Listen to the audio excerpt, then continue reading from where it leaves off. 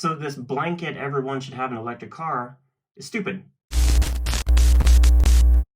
Hey, Sean Mathis here. I am the founder of Through Time Automotive Museum, and I've actually been hesitant to do this video, but after interacting with people either online or at the museum just over and over about electric vehicles, I thought I'd finally do this video and kind of put it out there as far as somebody that is unbiased completely, whether it's towards electric or against electric vehicles. I am at its core an automotive enthusiast. So when it comes to electric vehicles, I am not pro or against any of them. In fact, to just be blanketed against electric cars or against internal combustion cars, it's ignorant. Now, there are definite ways you can joke about it. I mean, there's Mopar or no car, there's Ford versus Chevy, like that kind of banter back and forth among automotive enthusiasts has been around from the beginning. However, there's something specific about electric vehicles that people just love to hate on it. And it's easy, really, because if you're pro electric cars and completely anti internal combustion cars, those two thoughts are going to clash with each other, and it goes both ways. So to say one is better than the other is definitely possible based on your specific driving needs, but to blanket that for everybody doesn't make sense. So first of all, here's some data. Of all the cars that are on the road today, 13.4% of them are diesel. People don't talk much about diesel anymore. The diesel gate is in the past. However, if you wanted to tow something very long distances, diesel is probably your best option. And although electric could do it, towing with an electric vehicle at this point would be stupid unless you've got a ton of time on your hands. It's not a relevant means of transportation for towing. Then you've got electric cars. Electric cars are great for people where electric cars make sense for them. I own an electric car. I have a Tesla Model S, and the thing is 11 years old at this point. I've got 125,000 miles on it. I absolutely love the car. Is it the best car in the world? No. But for how I drive the car, essentially like a golf cart. You know, I take it to the grocery store, I take it to the gym, and I take my kids to school in it. Am I going to take a road trip across the country? Probably not. Have I? Yes, and it absolutely sucked. It added on so much time to my trip for just sitting there and charging. I don't have time for that. Now, if you do, and you want to do that, more power to you, but that's not me. Hybrids make up 16.3% of the vehicles on the road. I kind of like hybrids. I also own one of these. I have a Porsche Cayenne hybrid. That car can get 30 miles to a gallon if I want to, or I can put it in sport mode and punch it, and I'm 0 to 60 in a heavy SUV in 6 seconds. It's built fantastically. It's a Porsche, so I love that car. If I'm going to take a road trip, that's the car I'm going to take because it minimizes my stops, you know, for fuel or charging or any of that kind of stuff. I don't need to bother with any of that. Now, if you don't need a hybrid or need an electric or want an electric, just go with the standard internal combustion car. As a car enthusiast, I do like electric cars. Electric cars aren't new. I mean, they've been around for over 100 years. In fact, 1888 was the very first electric car built by Andreas Flock. A lot of people don't realize that electric cars have been around for that long, but they definitely have. And the thing is, you know, the technology hasn't really been there with them. It's been inconvenient to own an electric car for decades. Then there was a gigantic period of time where manufacturers were making electric cars just super funky. They were slow and ugly. No one's going to want that. When Elon Musk came out with the Tesla Model S, it was a good looking four-door sedan. You know, even when he first came out with the Roadster, I mean, the Lotus it was based on was a good looking little sports car.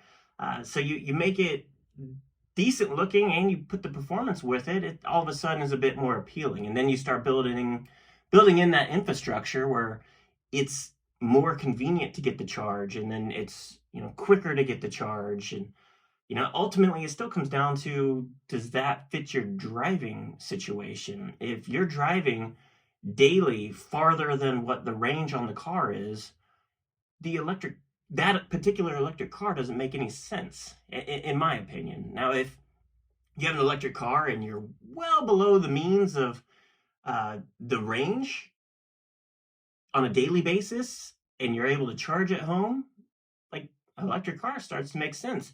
My wife doesn't go to the gas station at all anymore. I don't even have a charger at my house. I just plug it into 110, and I drive it so little that it's enough. Other than, an occasional trip that goes a little bit beyond round trip on the mileage, we might have to stop at a supercharger or something. It's minimal, but it's also not my only car. So for my particular driving situation, electric car makes sense sometimes. However, with the museum, I've got to tow cars all the time. So I've also got a pickup truck where I can tow cars. And like I said, with the hybrid vehicles, if I want to take a road trip with the family, I'm going to take the hybrid just because I've got better fuel economy and my range is farther. This one or the other crap is total crap. It doesn't make sense to say nothing but electric, and then or electric cars completely suck and we're not going to go. Like, that stuff is stupid. Even if you're talking environmentally friendly, if your argument is environmental, you're anti-ICE vehicles and nothing but electric because of the environment, that's stupid as well. All these new cars, they've got a massive impact on the environment, battery resources, the tires, the glass. I mean, it's in all of them.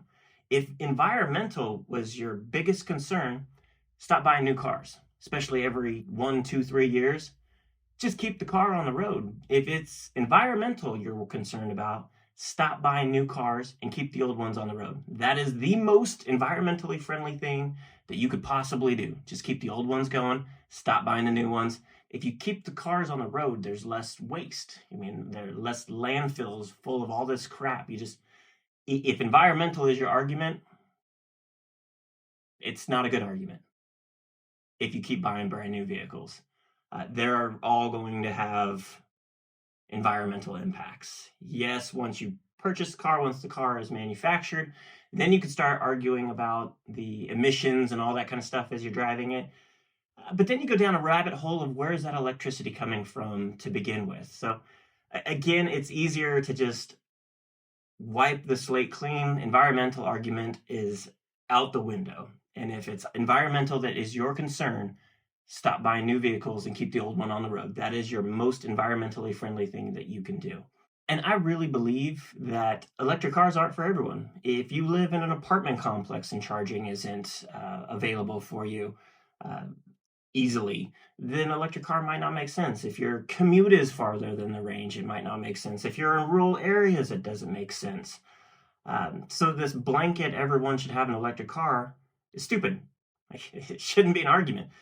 But having said that, to go on the opposite side and say electric cars are complete garbage because they're electric is no argument either, because it all depends on your driving situation. So now it comes down to the car itself. Now, they're producing electric cars that are very fun to drive. Yes, you can't hear the engine and feel the engine, but they are fast, and there's no denying that they are producing some quick, fun to drive cars.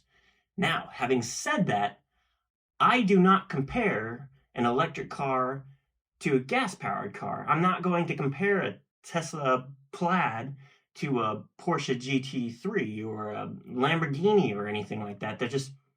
They are too different of a car to compare. It's like apples and oranges. Yes, they're both fast, but they're entirely different cars. I'm not going to compare a Lucid to a Suburban. That argument is out the window. So the only real argument here is, what is your driving situation and what vehicle makes sense for you. It also makes a difference on, are you only able to have one car, or are you able to have multiple cars? I have an electric car that is used for very specific purposes, and when I want to drive enthusiastically, I'll drive a car that has a manual transmission so I can feel it. And again, I don't compare the two to each other. So my point to this whole thing is variety. Variety is better than forcing everything down somebody's throat. What works for you may not work for somebody else, and vice versa. Continue to talk crap because it's funny, but if you're absolutely serious, like electric cars completely suck, um, you're wrong, and vice versa. It is what it is.